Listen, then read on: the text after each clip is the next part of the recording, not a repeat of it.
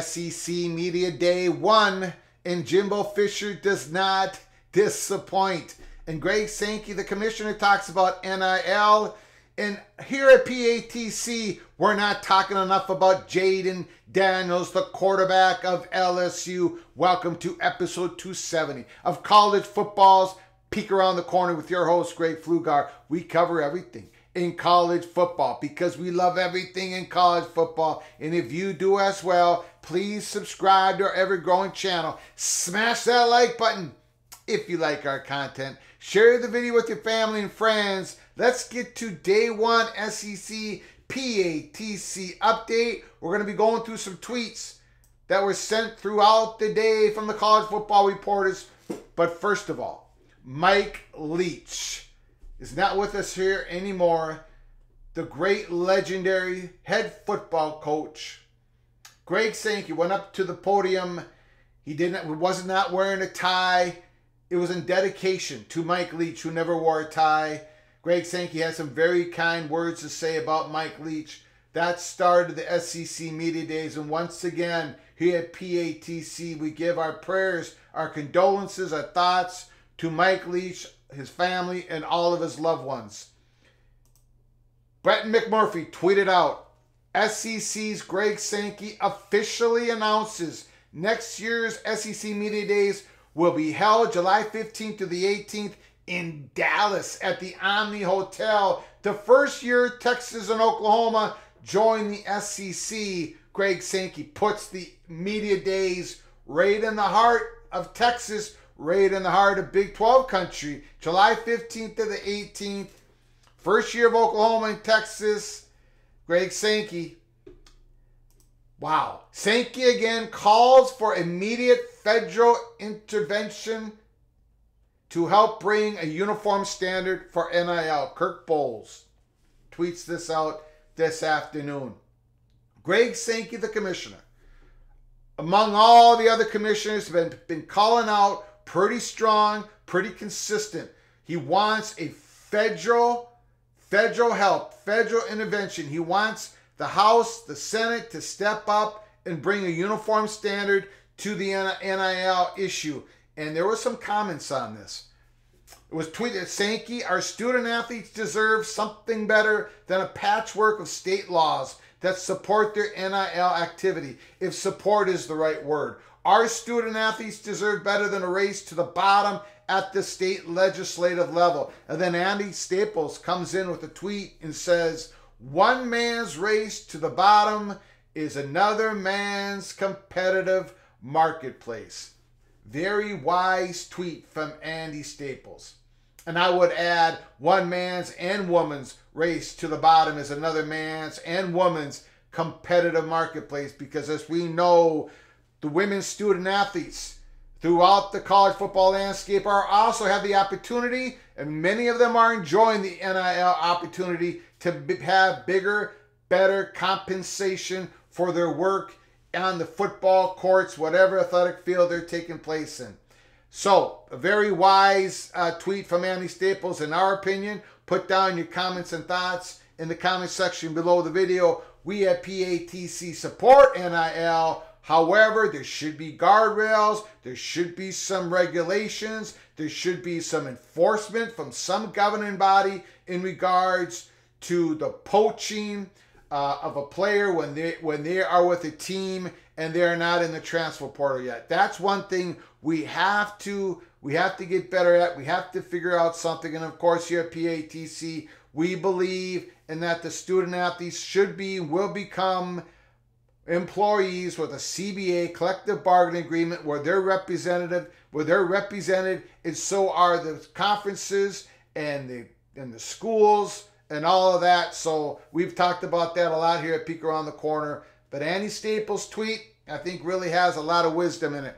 Ross Dellinger tweets out early this afternoon, Greg Sankey, speaking on NIL, mentions a possible conference-wide policy, but notes that many states prevent outside enforcement. States aren't enforcing their laws, so a federal bill is a solution, he says. These are nonpartisan issues, he says, speaking directly to lawmakers. I don't know if he can get it done. I don't know if they can get a bipartisan bill passed through the House and the Senate with a federal solution to NIL. We shall see. Greg Sankey seems to be at least somewhat optimistic. So are some other people in leadership in the Power 5 conferences. I'm not sure. I understand where Greg Sankey's coming from in regards to the NCAA can't even regulate their own rules. But on NIL, I would have to disagree with them. But again, we've been through that before at PATC. The next, Brett McMurphy, next tweet, Greg Sankey on realignment. We are a super conference. I'm focused on growth to 16. It's not been a topic for the Southeastern Conference. Here's the money shot, the PATC money shot in episode 270. Do I think it's done? People say I get to decide that. We know who we are. We're comfortable who we are. So I think what Greg Sankey is indicating here is that they're cool right now at 16. We are comfortable who we are, Southeastern Region Conference. Do I think it's done? People say I get to decide that. People have told him that he may have the power to expand. He may have the power to influence and push ESPN. He may have the power to somehow help, maybe, possibly, some of those top target ACC schools to leave their conference in a few years from now. We shall see. Again, give me your thoughts and comments in the comments section below the video on what you believe Craig Sankey meant in those comments. Colin Wilson from Action Network, Jimbo Fisher on offensive dynamic. I'm not going to get into what we're going to do. Bobby was hired for a reason.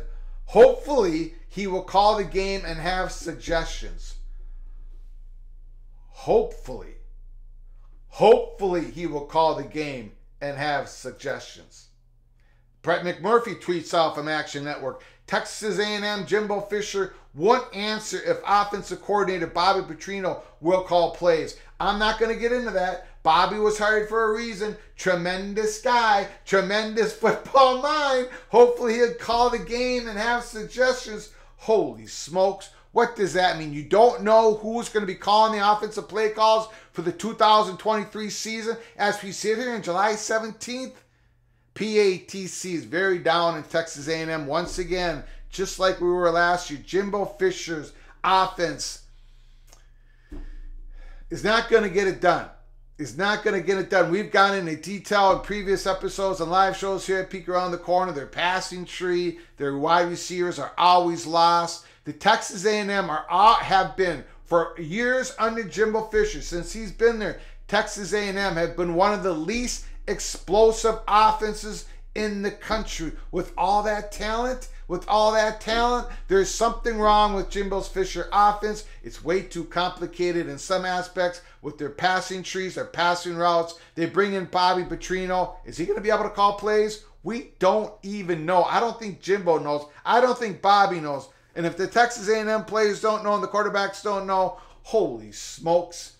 But here's one quarterback, Jayden Daniels, who knows his offense inside and out, LSU.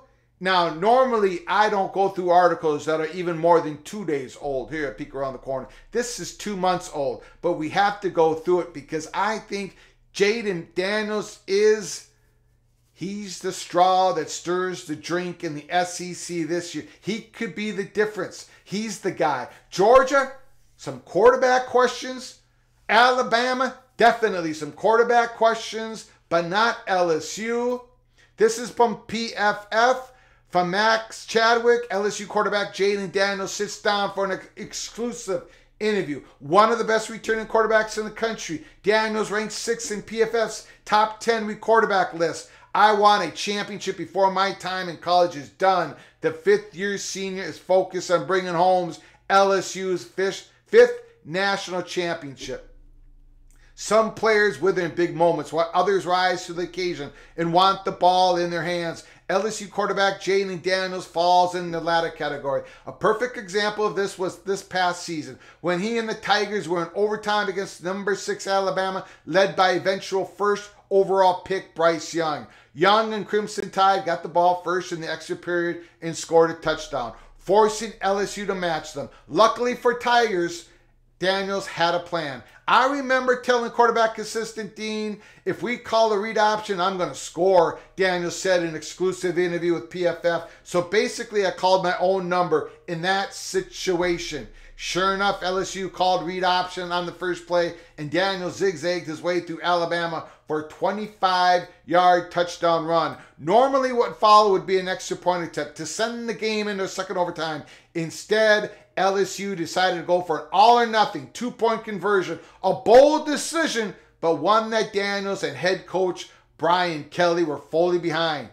They are aligned. Daniels and Kelly are aligned, and I think that's going to be the big difference here in 2023 as well. Coach Kelly and I were on the same page, Daniels said. I want to go for 2. He wanted to go for 2. It wasn't hard to convince him at all. Coach Kelly's got guts. That's my coach. I'm right there with him. I'm happy he went for it. I bet all of Louisiana is happy too. On the 2-point try, Daniels rolled to his right, found freshman tight end Mason Taylor for the game winner, causing absolute pandemonium to ensue in Baton Rouge, Louisiana. There it is, guys.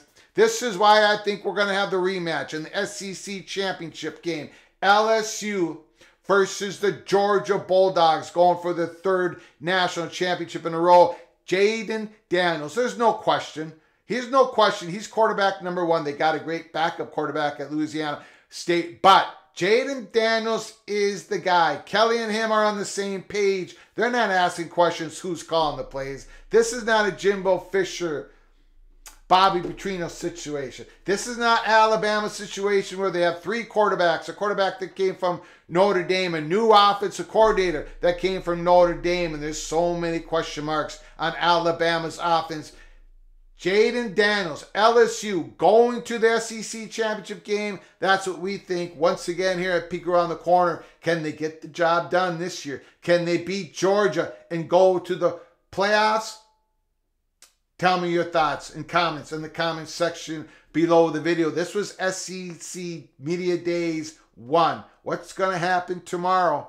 What's going to be the news? What elbows are going to be thrown? Stick with us here at Peek Around the Corner as we cover the 4-day circus that we love to watch, the SEC Media Days. Until next time, from all of us at PATC to all of you, please, you all take great care of each other. Thank you so very much.